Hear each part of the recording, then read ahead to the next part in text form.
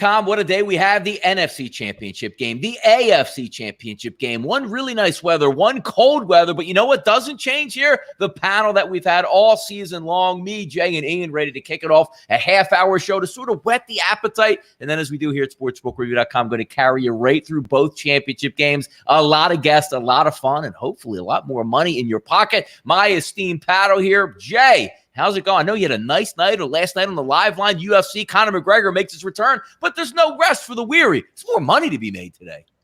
This is the three of us. Obviously, we bet sports for a living, but we're diehard football fans at heart. And this is what it all comes down to, man. We get 2 games to decide who makes it to the Super Bowl. I'm psyched. I'm ready to get going. No, it's going to be a good time here. And Ian, our good friend north of the border who enjoys him some NFL football just like the rest of us here. 2 interesting games. We've had an entire week to break down. They almost mirror each other, obviously, with the line 1-7, 7.5, maybe creeping up to 8s. Ian, Championship Sunday. No better place to be than on the channels, right? It's a great Sunday, and I was saying to Donnie before we came on the air, it's a great Sunday because you got probably the 4 best teams left standing, 2 great football games, trip to the Super Bowl at stake. Also a bit of a melancholy, sad day because you realize this is the last Sunday with multiple NFL games, and there's just one remaining after this. It's always a sign that we're getting great football, but it's also a sad sign that the season's winding down. Yeah, Ian, not too far away. We'll be doing breakdown videos for your 2020 Eagles, Raiders, Kansas City Chiefs, but let's enjoy it. And the best part I think we can all agree on right now is no matter what I think there's a real sexy matchup that we're probably going to end up getting in the Super Bowl, which is awesome. But even if the Titans make it in, the storylines are fresh. How many times can we go over Gronkowski and Brady and Belichick and the Super Bowl and Crazy Train coming out of the locker room and all this nonsense? Isn't it just nice there, Jay, to talk about something that's going to be fresh in 2 weeks for the Super Bowl? Yeah, man, I'm really, really excited. I do hope that we get a San Fran KC Super Bowl. I would really love to see it. But the Tennessee Titans, man, they're an interesting story. God bless what they've done the last couple of weeks. Really impressive last week against Baltimore. So who knows, man? I'm excited. Yeah, and I mean, I know you wanted to break down, Tom Brady to see what he can do, if they can win a coin toss or, cheat and having the Patriots there again. Isn't going to be nice, though. I mean, honestly, 2 straight weeks because we almost had it last year. If it wasn't for an offside penalty, that would have been a lot in the game. I don't know what it would have turned out to be, but the Rams and the Kansas City Chiefs last year would have been so much fun to break down. I felt like we're deprived, but not this year. Yeah, you're right. I mean, we were close to having that, and I was rooting for the Chiefs to get there this year. And I'm not as disappointed if the Chiefs don't make it this year as I was last year, because I think, as you mentioned, Donnie, I think Tennessee's a great story if they get to the Super Bowl. And I've got nothing against them. What they've done with Tannehill, with Henry, you got to give Mike Vrabel credit. The defense got healthy down the stretch, played great team football on both sides of the ball. So that would be great. It would be a good story to see them. Obviously, we know Patrick Mahomes is made for the Super Bowl stage. With that, arcade-like offense that the Chiefs have, would be a lot of fun to see them there. Packers 49ers, you think about it, you're getting a tremendous San Francisco football team. If they get in, you're getting the star power of Aaron Rodgers at quarterback if the Packers get in. So I think you're getting a great Super Bowl. Yeah, we're going to take a look at some odds here. SBR odds. If you haven't done so yet, there's a little link at the bottom of the screen, sbrvideo.com/closing line. Hit that, get to sbrodds.com. We're going to talk some prop bets as well, but these lines, have sort of settled in here. 7.5, 7s, as we talked about. Let's get right into the early game. We're going to set the table here. Last time these 2 teams played, because the good part about it is we have some film on both of these games because they have a rematch about to take place. 68 degrees in Nashville. Ooh, nice and sunny, comfortable. Not going to be the case. They're going to be about 20 degrees. Light winds anywhere between 7, 8 to 9 miles an hour, which do get lower as the game goes on, which if you like scoring, that's probably going to be a pretty good thing. But overall, looking at this game, just to get an early thought process on it, Tennessee, Kansas City. Jay, I'm going to start with you. You're talking about a team, right? Week 16, they played the New Orleans Saints in Tennessee, rested Derrick Henry. Game didn't mean anything there, but essentially playoff games for the rest of the way. Yes, they beat a backup squad in the Houston Texans to get into the playoffs, but they went on the road to New England, which nobody beats them in the playoffs there. And they beat them. Then they went and played, to me, the best team in the NFL, the Baltimore Ravens, and systematically took them apart and won that easier. Now you're going in the game. I mean, I can't think of a 3-game stretch on the road any harder than you would have to go through than what the Tennessee Titans are about to do. Do they have enough left in the tank, Jay? Well, I think all 3 of us had the feeling in the Patriots game that this was not your typical New England Patriots team. The Tennessee offense over the last 8 weeks of the year showed to be really, really solid. And I think we all thought it was a possibility that the Tennessee Titans could go to Foxborough and beat the Patriots, even though they weren't the Patriots, right? They get over the hump. What they did to Baltimore, though, was like borderline stunning. Because you're right, Donnie. I thought that they were the best team in football, and I thought the Chiefs and San Fran were right there, 2-3. And here's the thing, man. They're hanging a 51.5 total in this game, right? In a game where if Tennessee's going to win this football game, could we agree they got to run the ball about 40 times today with Derrick Henry to keep the Chiefs off the field? Like, it's so weird to me. Now, granted, the Chiefs scored 51 last week, right? So we know this total could fly over the number. We know that Tannehill had the best QBR from the time that he came in this year to take over from Mariota to the end, right? But it's just interesting to me that what has he thrown the last 2 games? 72 yards and 85, I think. They've been like Derrick Henry put the team on its back, and the defense showed up. That defense, you were able to score on that defense for the majority of the year. And in the playoffs, they really have stepped up their game. So it's a really interesting spot, man. I think that Kansas City at home is going to get the job done. I think that they probably cover the spread. But I'm interested to get both of you guys what you think about the total, because we know Kansas City could score.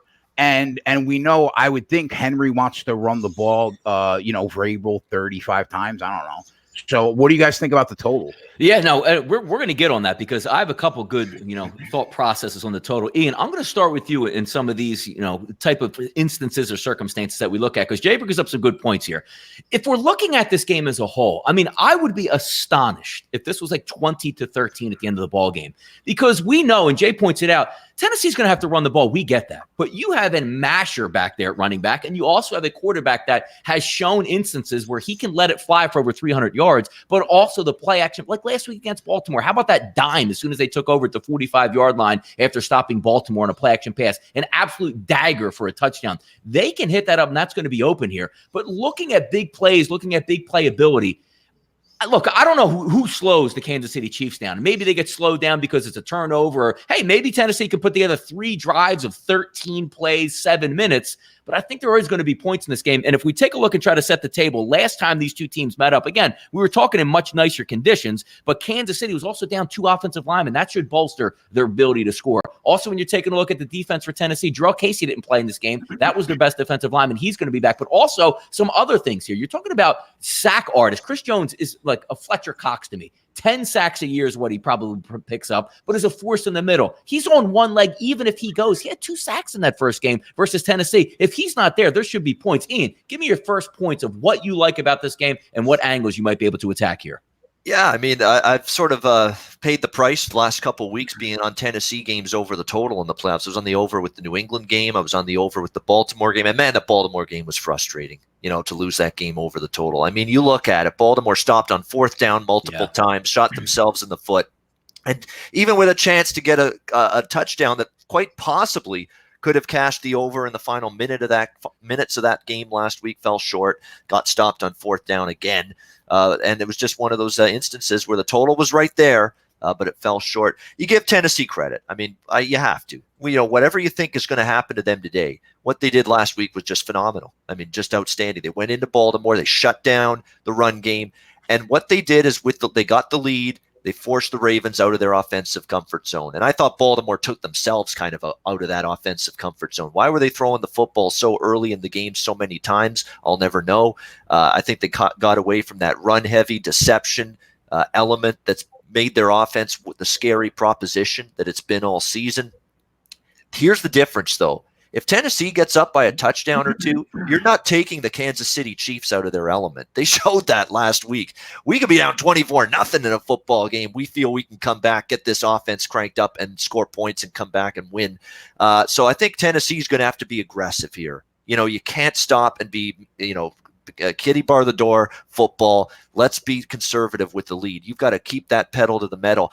It's a high number, but I'm too scared here to go under the total. I would look over the total here personally in this football game. As far as the side is concerned, I kind of feel like this with the two home teams. I personally think the guy behind me is going to the Super Bowl. That's Patrick Mahomes. I think he gets there. I don't know if I love laying 7. I do have the Chiefs one leg of a teaser down to -1 today, but I do think they win this football game. It's just a question of, I want to avoid that late backdoor touchdown. Here's what I do like, and I said this earlier the week a couple times on videos. Kansas City first half. I think it's something to consider here in this game rather than full game.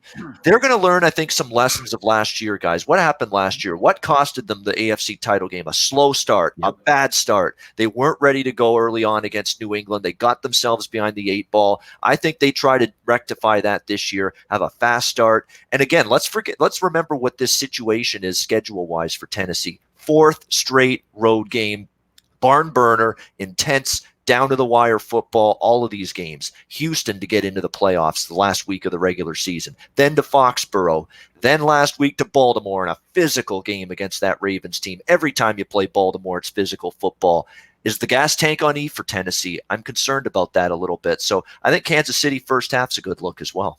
You know what's interesting, Jay, when we take a look at this game, because I know you got some prop bets. I have a few lined up, and we'll certainly go over some sides here in just a few moments. But in that first game back, Patrick Mahomes just came back from the knee injury, did whatever he almost threw for 400 yards in that game, with the Chiefs thoroughly dominated, but they didn't dominate on the scoreboard. Some squirrely things happened at the end. The Chiefs would just got 1 first down instead of, or even kicked a field goal in that instance where they botched the snap, threw it away, got an intentional grounding penalty, and all hell broke loose to end that game. And it still ended up with the Chiefs getting the ball back and driving right down the field with a chance for a field goal. Looking at some props here in this game, and this prefaces by saying, look, cold weather is one thing in the NFL. These guys are built on cold weather. The things that you worry about are a driving rainstorm and sideways wind, which isn't the case today in Kansas City. What are some prop bets, Jay, that we can take a look at here and say, because we've seen Patrick Mahomes, this offense is completely healthy across the board, and it might even be advantageous to you, Jay, if Chris Jones doesn't suit up, or, as we know, down a safety in the secondary, you can score. So if we limit the damage on both sides on defense, you can get some props. What are some props you have your eye on pregame here? I think it's tough not to look at Patrick Mahomes over 302.5 passing yards. I think he's going to get there today. I think if you are backing the Tennessee Titans, you have to take the over 22.5 rushing attempts with Henry, because I think they correlate. Now, you run the risk of them getting blown out, and then Tannehill has no choice to throw the ball, and that limits Henry's carries. But that's a look. I like, Donnie, they're making you pay an 8-yard premium all year long. Travis Kelce was between 75.5 and 77.5 receiving yards. Today, I'm looking at anywhere from 83.5 all the way to 87. So I wouldn't like that, but I do like his long reception over 21.5 yards. I think we get there, and it's worth taking a shot at. He scores 2 touchdowns at 6-1. Now, me personally, I lay a lot of money. Okay, now there's a prop out there that's a big favorite. It's -350, but it's Patrick Mahomes has more passing yards than Ryan Tannehill. I think he'll have more passing yards in a half than Tannehill might have all game. I'm going to lay it big there. But those are a few of my early looks. Yeah, no, I agree with you there. And also I have a couple, because like you're looking at Patrick Mahomes, which again, there's not going to be any, these guys, this weather's not going to be of a concern today. Cold weather, if you ever played football, or even, I don't even want to say even at a high level, it's the wind that matters. It's not the cold, unless you're talking about like the ice bowl, like -30 degrees, and you can't even bring your hands out here. Weather's not going to be a concern whatsoever. So if you like this game overall, you're going to like a couple of these options. I like Patrick Mahomes to go over 2.5 touchdown passes today, which means you have to throw 3 for the win. That's a plus money, plus 110 at 5 dimes. Also, some other ones that I like at plus money. Tennessee Titans over 2.5 touchdowns on the day, because if they're going to win this ball game, you think they're going to be in it. We're not going to be worried about settling for field goals late in the game. You saw Bill O'Brien. Oh, yeah, you need 50 to beat this team. If you're going in with a mindset, let's run the football, let's slow the game down, you're going to get blown the hell out of this game. You have to answer the bell, which means running and passing for the Titans and also scoring touchdowns. Now, second, take this one. Here's what I like, one of the ones that you try to like to undercover. So it is chillier conditions, 17, 18 degrees. Both of these quarterbacks take care of the football interception-wise. There's a prop out there where the first turnover of the game is between an interception, which is minus 130, and a fumble is plus 116. If we're going to be talking about the Titans running the football a lot and doing this and that, I'm looking at the first turnover of the game being a fumble in colder conditions where, hey, one helmet shot on that ball and you can't really feel your hands. That might happen in this game. So I'm going to take a plus look at that first turnover. Ian, if we're looking at this game prop-wise, if you have anything special or just side-wise, what would you lean on this game before we put a bow on it? Yeah, I mean, there are a few props I'm looking at. I'm looking at Damian Williams, okay? He's a guy I kind of targeted last week, not running the football. 3.5 receptions. Receiving the football, because I don't think he's going to be running the football against Tennessee. Tennessee does have a very good run defense. Saw what they did against Lamar, Gus Edwards and Ingram last week. I think it's going to be catching the ball. I like him over receptions. I like him over receiving yards, which I believe is 28.5. Mm-hmm. I think we saw Damian Williams catch a touchdown pass from Mahomes last week to really get that rally started against the Houston Texans. So I think Damian Williams in the passing game makes sense over receptions, over receiving yards. And Jay's point about the tax you have to pay now on the Travis Kelce props is a good one. I mean, you're seeing it in the 80s. That's what happens when a guy goes off like Travis Kelce did last week against Houston. He couldn't be stopped. You got to think a coach with half a brain, and I'd like to think Mike Vrabel has half a brain, is going to do everything in his power to divert the football away from Travis Kelce. We know you can't shut the guy down completely, but at least force somebody else to make some plays and make some catches for Mahomes. Don't let him crush you the way he did Houston last week. So I think Tyreek Hill's the guy that's going to have a nice day today for the Kansas City Chiefs. I think over his receiving yards are good. If you look at Tennessee, there's some big time, the top receivers of a lot of teams this year have done serious, significant damage against the Tennessee Titans secondary.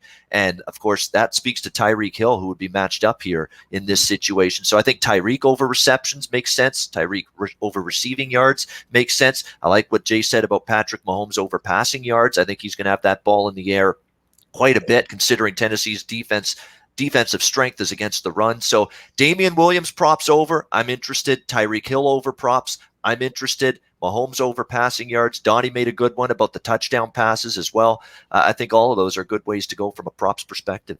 I'm excited about this game. Now, the one thing, look, I'm always going to be a cynic since Andy Reid was in Philadelphia for quite a long time during my Eagles fandom. There's something in me. Since the Eagles have notched the Super Bowl, yeah, we want Andy Reid to win a Super Bowl. But I'll tell you one thing that's also equally fun to watch.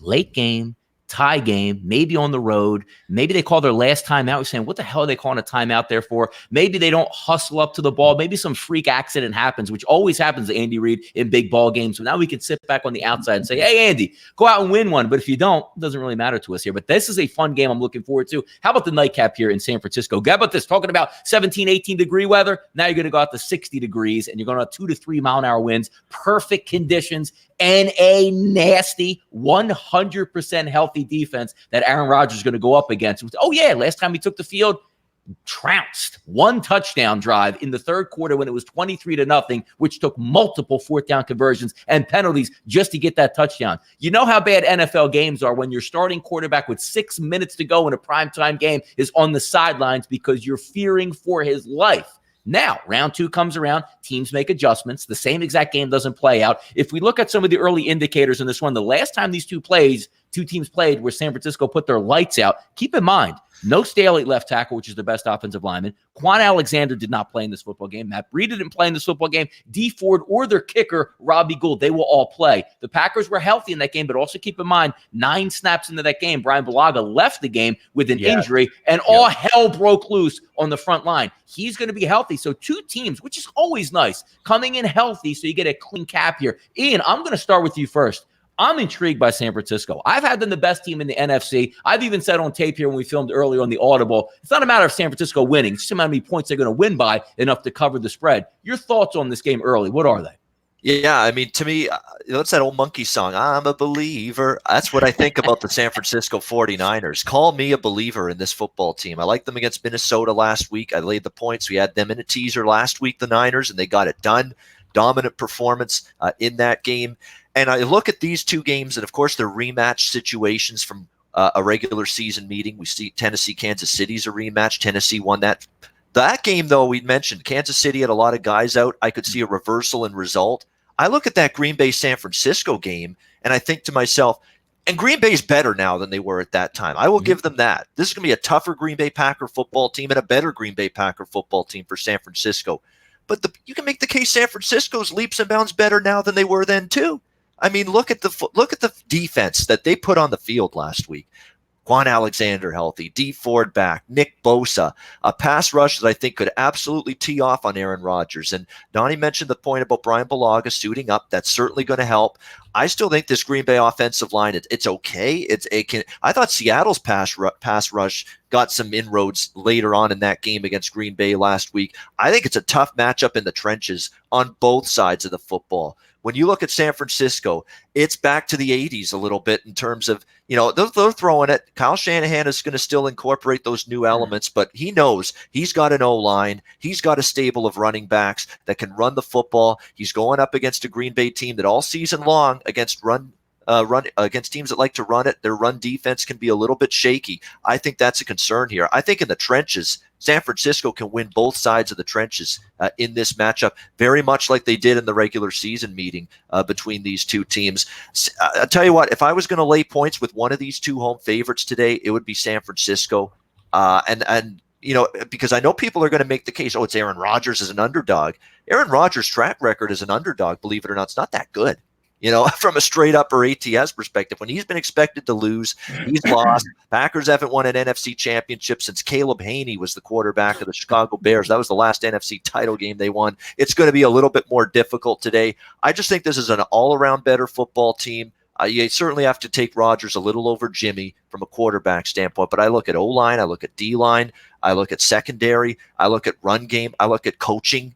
And Matt LaFleur is going to be tested here going up matching wits with Shanahan. I like San Francisco. They're the other leg of the teaser with Kansas City for me, -1. And the San Francisco team total is kind of interesting. Looking at that over, 26.5, 27.5. I lean to the full game over, but I don't know what I'm going to get out of Green Bay, because this offense was perilous against San Francisco's defense earlier this season. I think they'll be better this time, but if Devontae Adams isn't catching balls for Rodgers, where do they go to? Yeah. You haven't seen enough from Allison and Lazard and these other options consistently, and I don't think Aaron Jones is going off running the football against this defense. So where do the points come from Green Bay? That's why I'd prefer to hone in on the 49ers to score more than the Packers. Yeah, some people will look at also, Ian, the Atlanta Falcons game and say, well, wait a second, late in the season, Atlanta was finally getting better. That's a comparable matchup, but you're also taking a look at Julio Jones at wide receiver, who I think is the best wide receiver in football. So, well, Devontae Adams had a great year. Keep in mind, guys, Richard Sherman didn't play in that football game. So when you're lining up one of the best cornerbacks over your best wide receiver and rolling coverage with a dominant secondary and 4 guys rushing, we have 7 back, that makes a big difference. Shay, here's what I'm going to come to here. This is the counterpoint that's been coming all week on San Francisco, and there is validity to it. If we look last week, Kyle Shanahan goes, all right, let me get a lead here, gets the lead, and before the half, he goes, let's just try to put the lights out. Let's try to put the lights out of Minnesota Vikings. And you saw an awful interception by Jimmy Garoppolo. So the second half, he goes, I'm not blowing this. My defense is lights out. If we just take a knee in the second half, Minnesota's not going to be able to do anything, and we win. They took the air out of the football. They got physical. They ran it and dominated the rest of the game. So if you're laying the 7.5, are we taking the same approach if you're Kyle Shanahan that says, you know what, I'm going to scheme the shit out of this game over the first 10 to 15 plays, get a lead, and I'm going to say, Jimmy, make the easy throw. I'm going to run it a lot. Green Bay can't score on us. Because if that's the case, then that 7.5 might come into play. But what are your thoughts on this game heading into it? Where do I begin? First of all, I watch this Green Bay Packers team every week this season, and I say to myself, this has to be the worst 14-3 football team that we've seen in the National Football League in a long time. Seriously. I mean, all joking aside, okay? Aaron Rodgers says the MVP this year of that team is Aaron Jones. Okay, he has Aaron Jones and he's got Devontae Adams. And outside of that, he has Nobody, bro. Valdez-Scantling, disappointment. Jimmy Graham's got a foot in the grave. He's playing like, right? Geronimo Allison, not that impressive. I just don't see. First of all, San Francisco, Ian touched on it. They're the best team in the trenches in the National Football League, okay? That defensive line is no joke, man. They're gonna collapse that pocket so much. I just think, Donnie, that it might not be 38-7 like the first game, but I think that they're going to cover the spread probably and comfortably. I just think that I know they're both 14-3 football teams. I just think they're on a different level, man. The offensive efficiency for San Fran has been rock solid. They got the best defense in football. And I just don't see how Green Bay wins this game. I look at this team and I just don't understand how they went 14-3. But a lot of people call me crazy. And you know, I guess that's valid. I mean, they've only lost 3 games this year, but they just don't pop off the screen, man. They're just not that impressive to me. No, there's a lot of good points you bring up because, again, we're not just talking about saying, would it be nice, Jay, if like every game there was no money line, just pick the winner and you could bet an amazing amount of money on San Francisco? Oh, just win the game. But that's why we try to delve into some things. Ian, I'm going to come back to you on this because Jay's right. When you look at the record, like, good Lord, this team's good. They got a bye, so they're rested. When we take a look at the Tennessee Titans, they didn't get a bye. They're doing just God's work out here, knocking off the top teams on the road. So now you say, all right, we have a second chance to come around 6 straight games. But when you look at the games that they struggled on the road in California, at the Chargers, at San Francisco, elite level superstar pass rushers collapse the pocket. Now, look at the games they won. The Giants flat out stink. Washington stinks. The Bears with no quarterback stink. Minnesota was a really nice win on the road, but let's keep in mind, again, no Dalvin Cook in that football game and Adam Thielen on one leg. Then they go into Detroit, the last game of the season, where they needed that game. They're down double digits at the half and pull out a 23-20 win. Seattle last week got out to a nice lead, but Seattle was a complete phony in this. 0 defense, 0 running game, 0 offensive line. There's a couple Smurfs at wide receiver, a rookie wide receiver, and Russell Wilson just running around, just trying to make things happen. It's not going to be the case in this one. So if you say, look, they won 6 in a row, we're going to take the 7.5. Like, how does that stack up in that type of instance, Ian? You hit on, actually, I forgot to bring up the strength of schedule issues I have with Green Bay, and you hit on it. Thank you. I don't have to do it now. I appreciate that, Donnie. You're looking out for me. There you go. But yeah, I mean, you mentioned it. Weaker schedule, not a whole lot of quality victories over the season. You know, the Minnesota one was nice, but you mentioned the issues there with Thielen banged up, with Cook out. And then you look at last week, okay? They faced Seattle, which is a brutal spot. Think about Seattle's path going into last week. The down-to-the-wire barn burner with San Fran on Sunday Night Football in the regular season finale, flying out to Philadelphia to face the Eagles, and just did enough to get by a Philadelphia Eagles team that would you're going to be calling me, Donnie, and Jay to suit up for them with the next injuries they went through. And then after that, they had to fly back home, come back now to Green Bay for another trip to, you know, outside the Pacific time zone with a banged up football team, banged up O-line, questionable defense, couple guys out. And I did not like the way Green Bay finished that game at all. Green Bay was hanging on for dear life. They were just open. Come on, tick, tick, tick, tick, tick clock. And if they get that, maybe if that spot is a little bit better, the Pete Carroll went off on the sideline, and they have to punt that ball and give it back to Russell Wilson. Who the hell knows what happens at the end of that game last week with the Seattle game? And so they didn't finish that game strong at all. They limped home to that victory. They need to dial it up, not just a little bit. They need to dial it up a whole another several notches, I think, today against the San Francisco team if they're going to be victorious. And I just think in the trenches, they're not going to be able to match up here today. Yeah, it is going to be an interesting thing to see how it comes down to, Jay. We'll talk a little bit of prop bets here on Green Bay and San Francisco since we have a couple extra minutes to take a look at this game. But Ian does bring up a good point. And even last week, you know, Pete Carroll punting on 4th and 11, they'll never get the ball back. Let's just say they don't punt in that circumstance and Green Bay does get, you know, the first down or has the play. Chances are they would probably have to score a touchdown to run the clock out. So even Seattle getting the ball back, it was just an odd end of game scenario. But credit Aaron Rodgers for throwing a couple dimes and getting some great spots on the last 2 series that they did have. Looking at this game here, Jay, Green Bay and San Francisco, 2 that I like in this one. You know, you're talking about Aaron Rodgers at quarterback. They're going to have a scheme ready to go in this. And we'll see what LaFleur comes up with.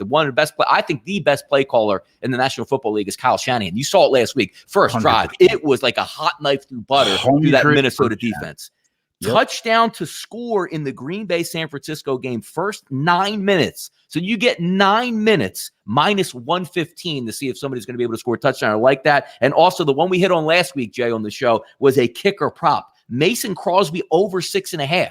It's not the fact that I like Green Bay to score points. It's the fact that I think if Green Bay gets down there, they're going to kick at least 2 field goals, which says, hey, maybe they stumble on a touchdown somewhere at this point and hit the 7. They're the 2 props I like. What do you like to start this game here, Jay, prop-wise?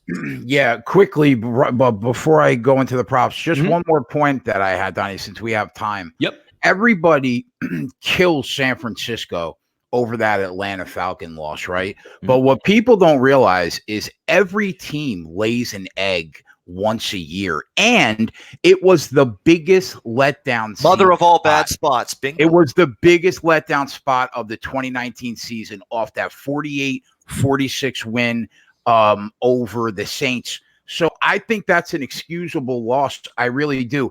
And the Green Bay Packers are a top 20 defense. They sneak just inside the top 20. I just think that there's a huge mismatch. Prop-wise, Donnie, one of my favorite props today, Aaron Rodgers over 13.5 rushing yards. I think that pocket is going to collapse every other play because I think that defensive line is that good. That's going to force him to create. We know that he loves to roll out and throw the ball. But you're telling me, I had this prop last week, Donnie.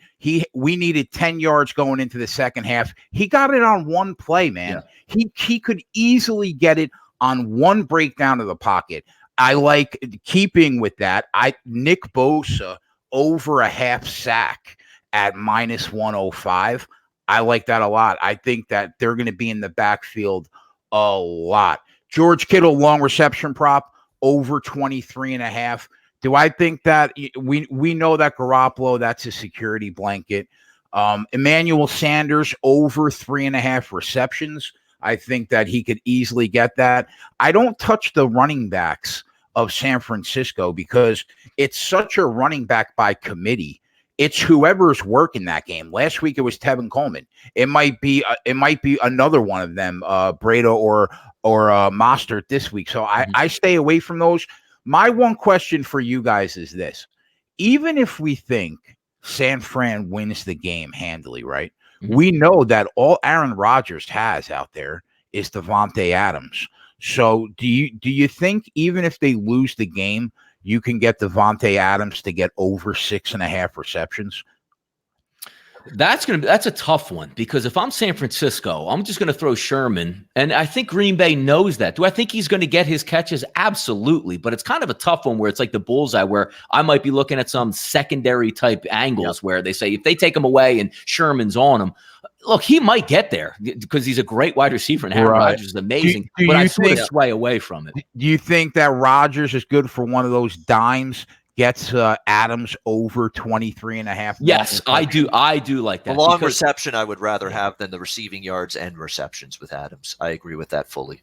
Yep. Now, so that's what I'm looking at, bro. That's what I'm looking at. No, it's a pretty good idea. And Ian, I want to come back to you on something because we haven't talked much about the spread or the side in this game, but I heard you talk about the total, saying that you liked it over. The one thing I'm struggling a little bit about this game, because you're talking about 2 top 10 offenses, yes, but you're also talking about 2 top 10 defenses overall as well. I think there's a pathway that Green Bay can do some things, but if we're looking at a tougher matchup, last week they put up 27 points against, to me, a much better defense, better pass rush, one of the best middle linebackers in football, and a hellacious safety duo that they run out last week with the Minnesota Vikings. When you come back, Green Bay does have 2 nice pass rushers. They don't have very much at linebacker, and they have good parts in the secondary, but not dominating parts that can win, precisely one-on-one battles. The only problem I have with here is because I know San Francisco is going to rush 4 and drop 7.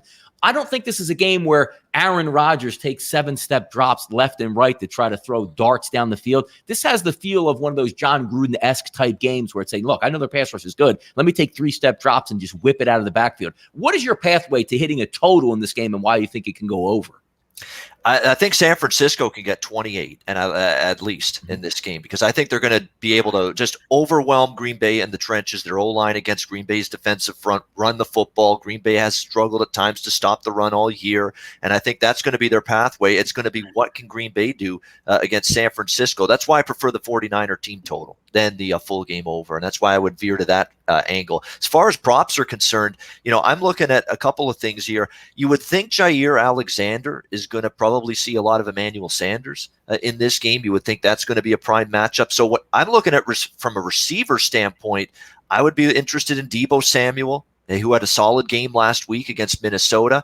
He's the guy I think you would look at for me more than Sanders, because I think Sanders is going to get that Jair Alexander matchup. And Alexander held Sanders, pretty much shut him down in the regular season meeting. That's one of the few things that didn't go the Niners' way when they played Green Bay earlier this season. They didn't get a lot of production from Sanders with Jair Alexander covering him. So I think it's going to be Deebo Samuel. I think, and people were whining and complaining about the 49ers receiving core, and it was kind of weak early in the season, but they got Sanders. Look at how Deebo Samuel's gotten better with each week and become a bigger factor in the passing game. And how about the improvement as he's coming on along big time in recent weeks is Born to be alive, Kendrick Bourne. He was huge last week. He was, and he is the guy I'm really targeting. Kendrick Bourne. He's been targeted. His targets have gone up more and more each week.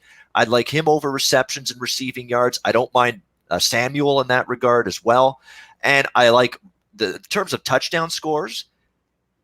Kendrick Bourne is plus 275, and he scored a touchdown last week. And Jimmy's looking for Kendrick Bourne in the red zone more and more in recent weeks. Kendrick Bourne plus 275. I will have that in pocket to score a touchdown. I think that's a great value prop there. From a rushing standpoint, Jay touched on it. It's difficult because Shanahan will rotate between Breida and Coleman and Mostert. I would lean more to Coleman and Mostert. Breida didn't get a whole lot of touches and carries last week. It was the Coleman and Mostert show. In fact, I think both of them went over their rushing total. I wouldn't talk anyone out of Coleman over rushing yards, and I wouldn't talk anyone out of Raheem Mostert over rushing yards. This is a team you can run the football against. I don't think Shanahan's deviating from the run. I think Coleman and Mostert, a heavy diet of both of those running backs is going to be in play once again today. By the way, some quick updates here on some inactive since the reports are coming out. Chris Jones is active, as you figured he would be for Kansas City in the biggest game. Now, does that mean, look, when you're over 300 pounds, you got that pulled calf muscle. You know what's nice? When you play in Miami in the Super Bowl, you can stretch it out. You know what's not nice? Going up against a really good offensive line in 20-degree weather, trying to stretch that out. He'll be situational, probably get anywhere between 10 to 15 snaps, mostly in pass rushing. But also, how about this? Adam Humphries, who hasn't played in 6 weeks, is now active as the slot receiver, one of Tannehill's favorite guys before he went down early in December. He's going to be active for this game. So you got some nice wide receivers, got some good options out here if we're looking at backing up that total. Before we get out of here, I want to give this option out here. I'm going to first start with you, Jay. Most likely road team to win out of the 2 games, Jay. Who is yours? Oh, God.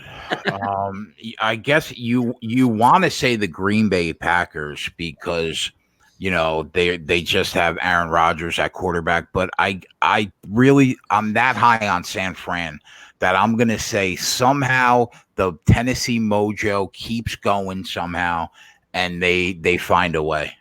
Yeah, if I'm going to say, I'll give it after Ian. How about you, Ian? Does it look like the Tennessee Titans pathway or the Green Bay Packers pathway? Which is easier for victory? I mean, it's not going to be easy to get 7 points apiece. Who has the best path, I should say? And that's the key to that question. Who has the best path to pull in this upset as the touchdown plus underdog? And I'm with Jay. For me, it's Tennessee. And again, you would think Aaron Rodgers is a touchdown. He's got to, that's got to be the obvious choice. I think the matchup here flat out stinks for the Green Bay Packers. I just do. I thought they walked into a great situation against a banged-up team on the road for a third straight week, barn burner after the San Fran game, the Philly game last week against Seattle. They walked into a good situation. they're facing a much better, more complete team. So by default, I don't think they're winning Tennessee, but the question is who's got the better shot? I think it's the Titans. I think both of you guys are correct because you're trying to look at the Green Bay Packers and say, what can they really do well against San Francisco when they don't do much well? The matchup is there. If you look at the Titans, even though we know how dominant Kansas City is on offense with a magician at quarterback, a great play caller, one of the best home field advantages in football, you just sit back and say, well, one of the better offensive line is the Tennessee Titans. One of the worst teams that stop the rush is Kansas City. At least there's a pathway because if you tell me before the game, well, that over prop is going to hit for Tennessee, light bulb goes off my head. Says, you know what? Tennessee's probably going to be live in this game if Henry's got a $150 in this one. But I just don't see it for the Green Bay Packers. You realize that the three of us just said a 14-3 Aaron Rodgers team is going to shit the bed epically today. That's basically what we just said. Yeah. That's really what it boils down to. But I do want to thank everybody. I don't want to think about the prospect, Donnie and Jay, of 10 p.m. Eastern time tonight. Here we are staring at the TV set and shot 31-17 Green Bay or something like that. Yeah. No, it's going to be a lot of fun today. And before we break out and get out of here, we just wanted to come on early to try to break it down, give you that little feedback a couple hours before the show because we got a huge day here on sportsbookreview.com right here on the YouTube channels. Jay, why don't you tell us about what's going to take place over the next couple hours and what we can expect, buddy? Yeah, boys. At 2 o'clock, we're going to start the pregame show. We'll be on throughout the entire Chiefs game, live betting. Donnie will be with us at halftime. And then we will be on throughout the 49er Green Bay game, live betting all night long. That's what we do. Are we giving out plays, Donnie? Oh, you want it? Let's go. I'm going to get, you know what, instead, because we're going to go, I'll be on with you a bit later. We'll cap those games. I'm going to give out those props. So I'm going to go ahead and why don't we give out some props this game? And give out whatever you have as well. I got two. I'm going to go with Aaron Rodgers over 13.5 rushing yards, Travis Kelce long reception over 21.5. That's what I got. Awesome. Ian, how about you today? Any prop bets you like? Any situational sides? Any totals? What do you want to go ahead with here?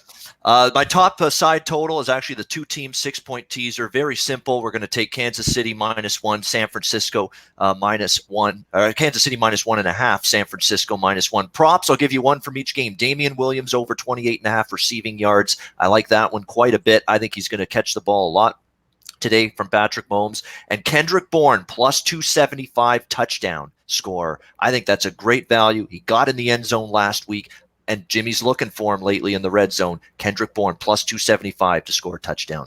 I like it there. And I'm going to stick in that first game here. The first turnover of the game, just something fun to chew on. +116 is going to be a fumble. But then I also we'll go with a little bit juicier play, -135. Tennessee first half touchdowns over 1. If they bank 1 touchdown, you're playing with house money. If they don't bank a touchdown in the first half, we're going to be saying, when is this second game actually going to start? Because they'll probably be down at least 2 touchdowns at that point. Those are the two I'll go with. But a lot of fun all season long on the clothesline here. Thank you once again for joining us. Jay's going to have some good stuff going ahead with the live line. Ian's been with us all season long. You can see him all around the channels. We do want to thank you for tuning in here to sportsbookreview.com and the closing line, supporting the channels. Check out SBRodds.com for all the latest. But we're out of here in just a couple minutes. Jay's going to fire up the live line. A lot of fun to be had on the channels today. Once again, thank you guys for tuning in to us here. Thanks, man. Good luck, everybody. It's been a pleasure to do this with you all year, Donnie. Amen. Great guys. stuff. This was a lot of fun. Yeah.